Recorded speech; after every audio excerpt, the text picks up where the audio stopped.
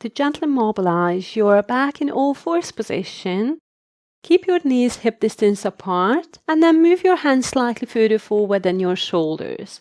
Push yourself up and away from the ground and stare at one spot in between your hands. Release your shoulders away from your ears, keeping the back of your neck nice and long and your face parallel to the floor. Gently engage your core and round your pelvis, tucking the tailbone underneath, rolling the tailbone down towards the ground, pushing yourself up and away from the ground. Hold for a deep inhalation and then slowly lower your chest, lower your tummy down towards the ground.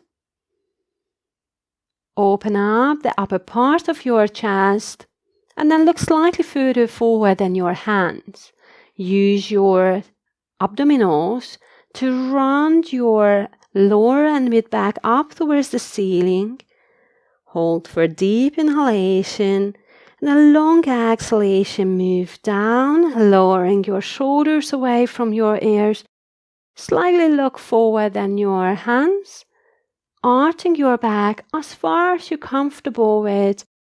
Take a deep inhalation, but keep your tummy engaged. Slowly round your back into that C-shaped curve position. Look in between your knees and then slowly lower down with an exhalation, opening up the upper part of your chest, lower the shoulders.